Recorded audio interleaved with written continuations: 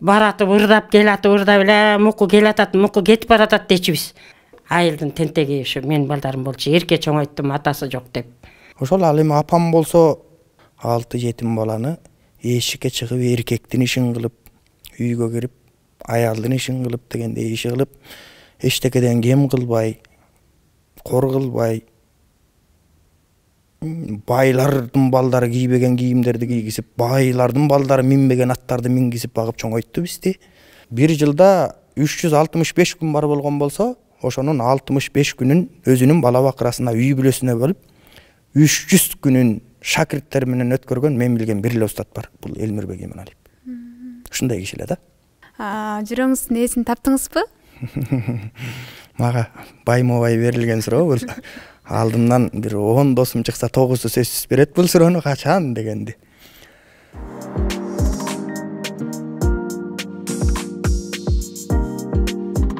Саламатсыздарбы, биздин Кереге Медиа YouTube каналынын көрүүчүлөрү. Биз бүгүн атайын Токмок шаарына келдик. Бүгүнкү биздин каарман ким деп ойлойсуздар? Залкар акыныбыз Элмирбек Иманалиевдин шакирти Токмок акын Мунтусбек Усупбек уулу менен маектешебиз. Калганын каарманыбыздын өз сөзүнөн угайлык.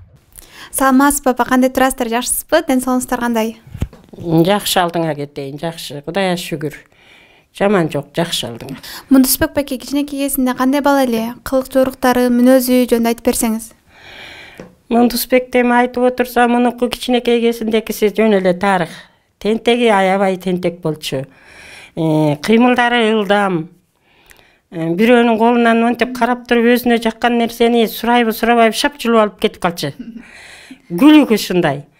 Мүнөзү кырс. Ошо кезде эле бала кезинде эле мүнөзү кырс. Бир айтканын эки кайталабаган ушундай бала болчу. Төкмөлүк өнөрүн канча жашында багып калдыңыздар? Төкмөлүк өнөрүн бул бала өзү кичинекейинде тентегинен колу сынып, ана мен эле күчкө салып бул жердеги сварщик окууга окутуп койгом.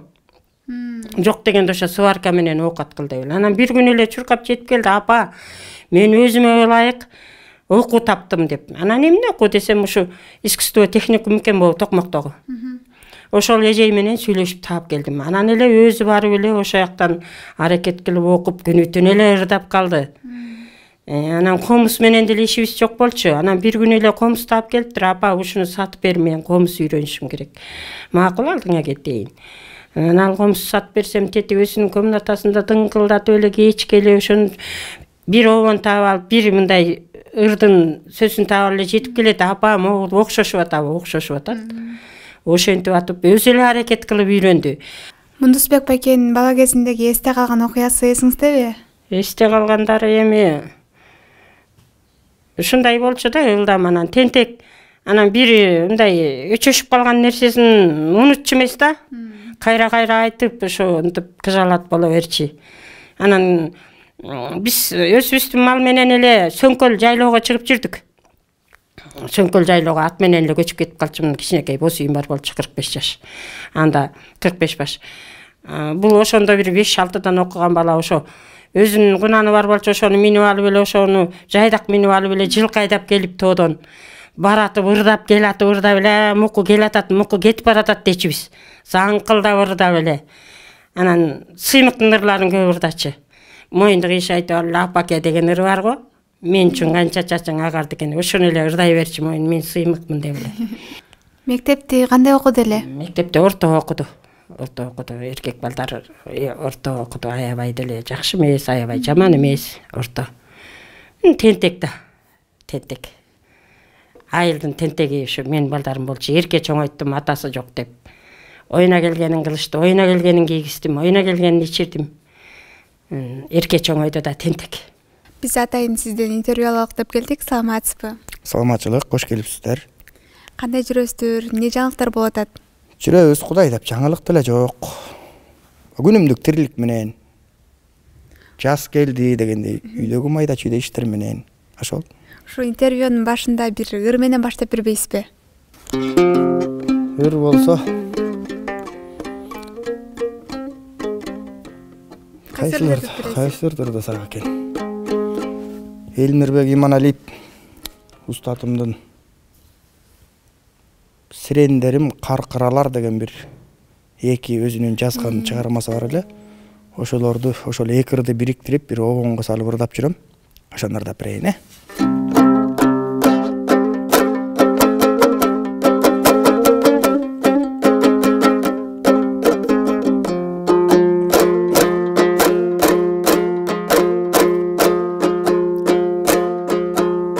Өзүңдү таппай көптүн арасынан, жүргөндөн айыга албай жараттымман. Куюлуп арман болуп агып жаттым, куштардын куса серпкен канатынан. Алдастайм ары бери, жалгызмын жан көргөн жок аны деги. Тиктетет кайра тигил көктө тизилген каркыранын сабы мени.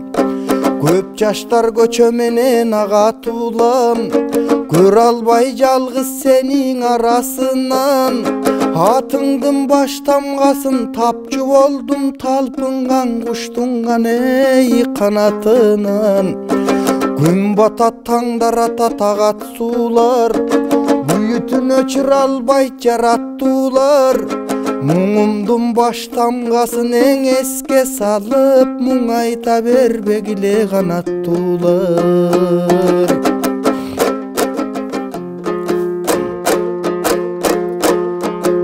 Жаз келди жайып жашыл килемдерин, келгендей келбес жайга жибергеним. Сирендер гүл ачканда сенин эстейм, сирендерим силер менин. Жаз бойдон каларлыгым күмөн менин, жаштыгым сак учуруп жибергемин. Бирок сен жүрөгүмдүн жазы болуп түбөлүк калышыңды билер дедим. Сен эстеп жашай берем ойдо сонун, мен үчүн андан артык болбосорун. Сезбесмин көкүрөктө кайгы барын, сен болсоң уктатарым ойготорум.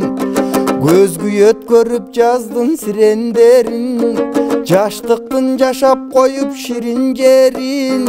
Муңайдым муңай баскан эң аргам барбы, мунарым муңарманым силер менин. Мунарым муңарманым силер менин. Вау, сонун ырдадыңыз. Эми бул талант сизге кимден өттү эле?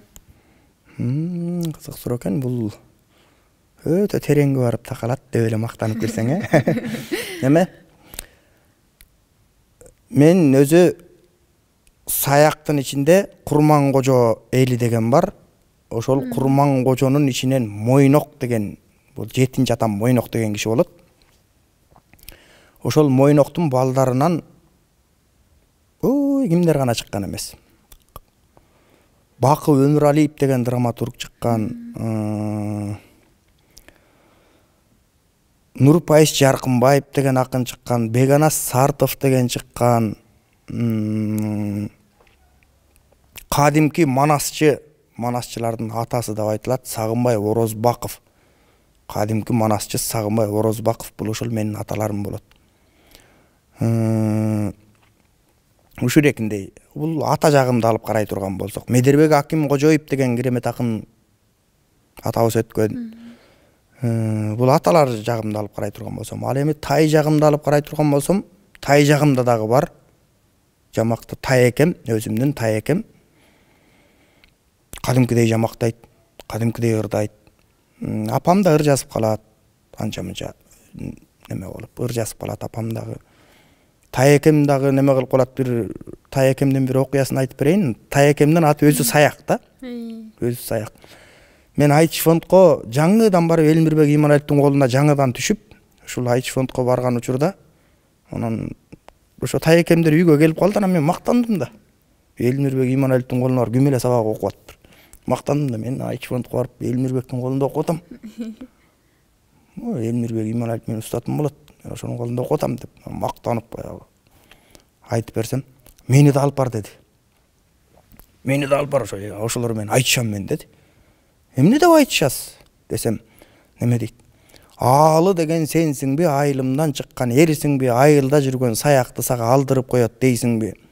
Жеңишбек деген сенсиңби, жергемден чыккан эрсиңби, жергеңде жүргөн саякты сага жеңдирип коет дейсиңби?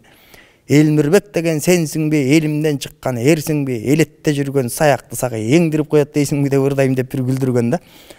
Ошо эркиндей эки жакта тең бар.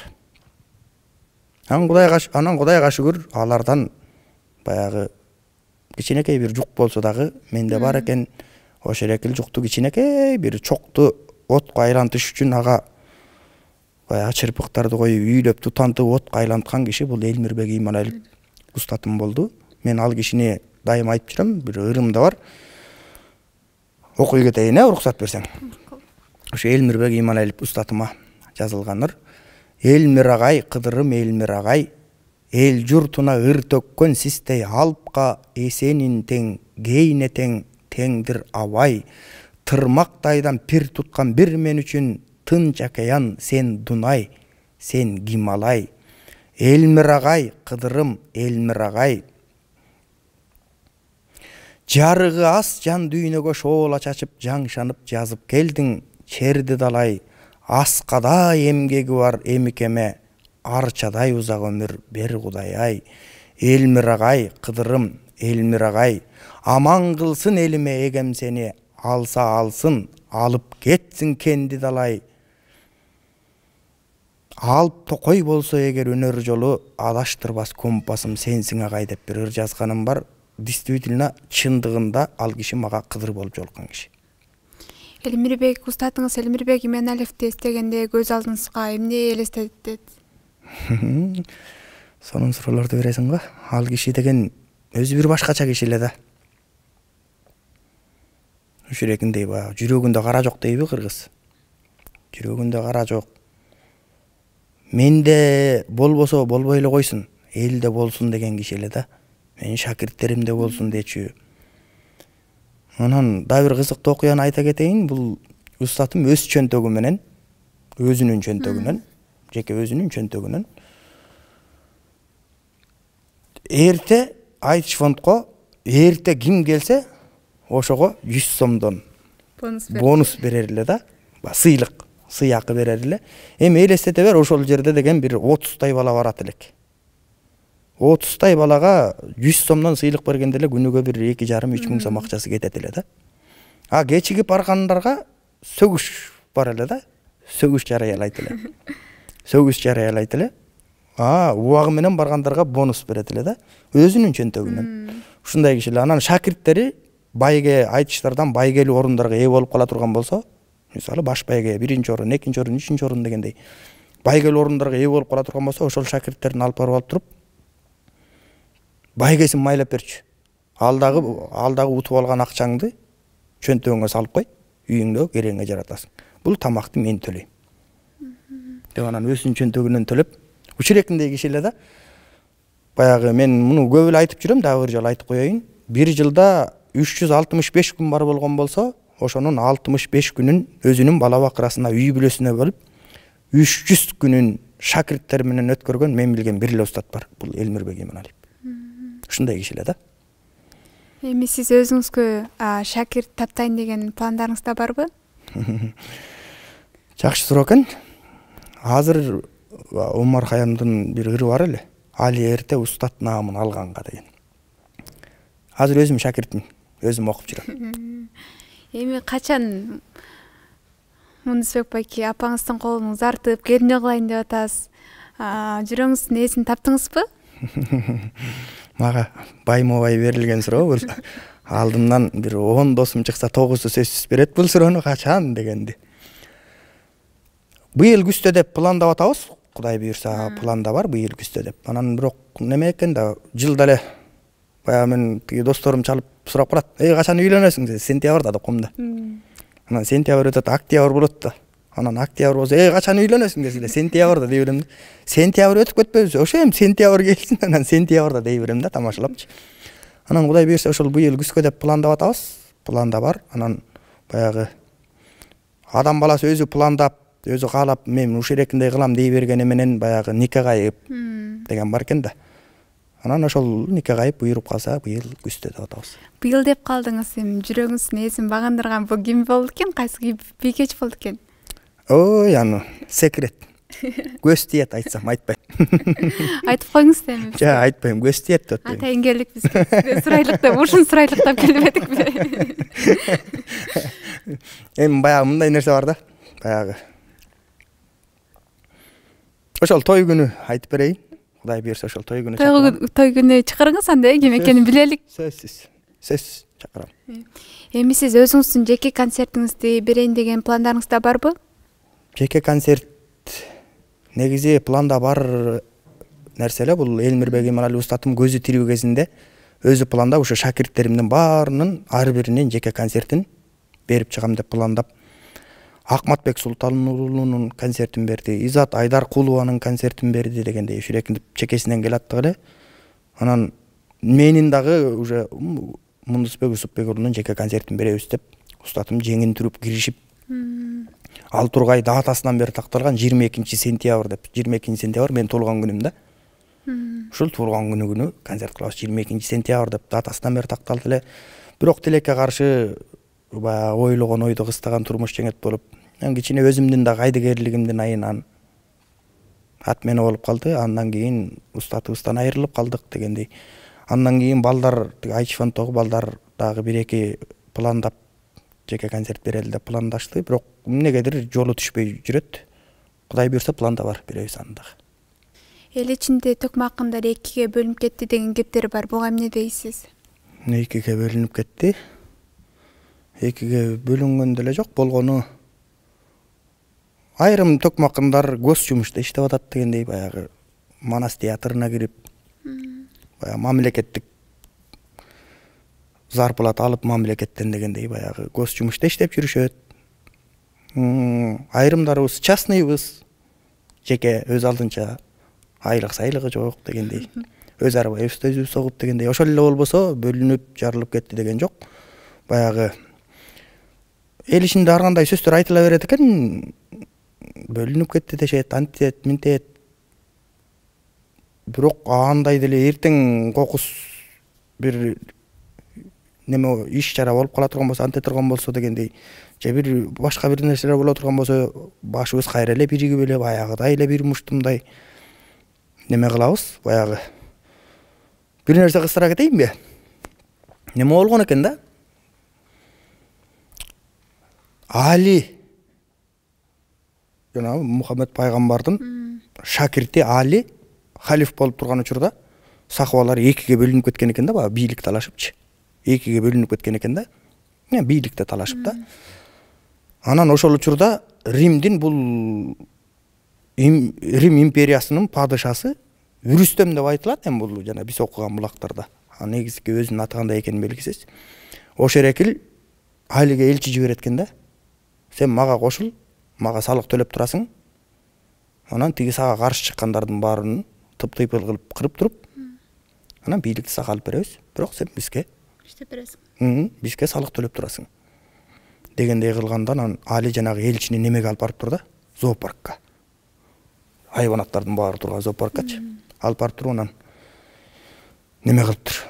2 ачка карышкырга, бир жилик этти ыргытыптыр да. Астыначы. Бир жилик этти ыргытканда жанагы 2 ачка карышкыр бир жилик этти талашып бири-бири менен талай баштаган экен да. Бири-бирин талай баштаган экен да. Анан ошол 2 ачык бири-бирин жана бир жилик эт үчүн бири-бирин талап аткан 2 карышкырды алып барып туруп арыстан жаткан клеткага киргизет экен да. Киргизгенде жанагы 2 карышкыр бири-бирин талап аткан 2 карышкыр биригип алып туруп, анан экөө биригип алып арыстанга кол салган да. Арыстангачы. Анан ошондо айтканы бар да. Биз ичара майда шүйдө бирдемкенден талашып урушуп талаша беришибиз мүмкүн, бирок сырттан чоң күч келгенде биригебиз. Ушул карышкырлардай деген экен да. Биз деле ичара майда шүйдө бирдемкенин айынан жеке бир таарынычтын айынан антип минте беришибиз мүмкүн, бирок эртең бир чоң иш болсо кайра эле биригебиз. Ошол. Сизди ушундай даражага жеткирген ата-энеңиз жөнүндө сурай кетейин, айта кетсеңиз. Атам мен 1,5 жашымда, ушу 2-ге чыгайын деп калган 1,5 жашымда, менден кийинки иним 6-7 айлык курсактагы кезде дүйнө салып кеткен экен. Бул дүйнө менен коштошуп дегендей кеткен экен. Эле салбайм атамдын кебете кеч бир кандай болгон үйдөгү сүрөттөрдөн көрүп жүрөм. Атам өзү достору, атамды көрүп калган кишилер, үйдө апам дегенде айтып калат, гитара менен ырдачу деп атам. Гитара менен ырдачу деп калат. Ушундай ырдай билген киши болгон экен. Ошол ал эми апам болсо 6 жетим баланы, 2 эжем, 2 байкем, ана менден кийинки иним, ошо 6-быз. 6 жетим баланы эшикке чыгып, эркектин ишин кылып, үйгө кирип, аялдын ишин кылып дегендей иши кылып, эчтекеден кем кылбай, кор кылбай, байлардын балдары кийбеген кийимдерди кийгизип, байлардын балдары минбеген аттарды мингизип багып чоңойтты бизди. Азыр деле ошол апабыздын мойнундабыз дегендей. Ошол апам азыр күлүгүчтүү, Кудайга шүгүр. Азыр үйгө барсаңыздар көрөсүздөр, ал кишинин дагы жакшы баары. Сону күлүгүчтүү. Узак маңдайыбызда ушинтип күлүп жайнап жүрө берсин дейбиз, оорубасын дейбиз. Бул апам өзү чоң молдонун кызы. Таятам муну кочкорлуктар жакшы билсе керек. Ашыр молдо деген болгон экен. Таятам чоң кыйын молдо киши болгон экен. Ошонун кызы азыркыга чейин ушу Кочкор тарапка барып калганда ушул Кочкордун жээни болом, Ашыр молдонун десем, Ашыр молдо деп калышат, азыркыга чейин атага өчө элек киши да. Ошол. Эми алдыда кандай пландарыңыз бар? Алдыда план баягы эле акырындык менен кыймылдай беребиз дегендей. Акырындык менен кичине ыр жазалы десек, же жазма акындардыкына окшошпой калат экен. Бирок ошентсе да болбой, кичине тырбалаңдап бирдемке кылмыш этип атабыз. Кудайга шүгүр акырындан, өз нугу менен. Тирликтин ташбиши менен жүрөбүз, өз нугу менен бар. Жулунганга да болбойт, токтоп калганга да болбойт дегенде акырындан кыбырып атабыз. Ошол. Жазмалык өнөрүңүздө бар турбай, ошол жазган ырларыңызды китеп кылып чыгарайын деген пландарыңыз да барбы? Анча-мынча да жазып калмайым бар, бирок элге чыгаргандан уялам. Баягы мен жакшы көрүп окуган акындардын ырларына дай болбойт да, мындай эптеп эле бир чиймелеп койгон сыяктуу сезилип эле өзүмөчү, өзүмдүн купулума толбойт. Ошол себептен катып жүрөм, болбосо азыр соц тармактын заманы дегендей акырындан Facebook'a деле чыгарып, антип-минтип элге чыгарып турса боло турган мүмкүнчүлүк кенен эле да азыр. Болгон өзүм жазганымдан өзүмгө да уялып кетем. Биринчи жазганда, жаңы жазганда бир сонун укмуш сезиле берет. Анан бир 2-3 күн, бир жума өткөндөн кийин кайра окусаң эле башкача болуп калып эле ушул элек неме кыла берет. Анан китепти билбейм эми алдыда убакыт көргөзөт го. Сизден бир суранайын, дагы бир чыгарма аткарып берип коюңуз, ошо менен маегибизди жыйынтыктайлык. Апам жөнүндө да сурап калдыңар. Апа жөнүндө да берейин,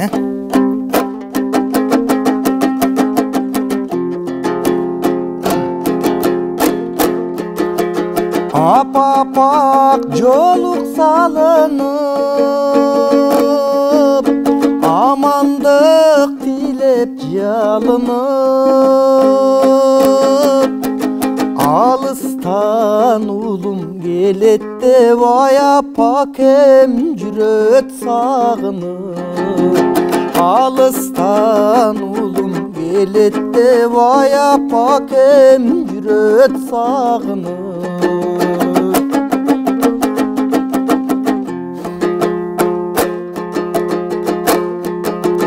Таптырбай ал кез жашыңды, тал-талдап өргөн чачыңды, алсырай түшсөм апакем мен алдыңа эле жөлөйм башымды. Алсырай түшсөм апакем мен алдыңа эле жөлөйм башымды.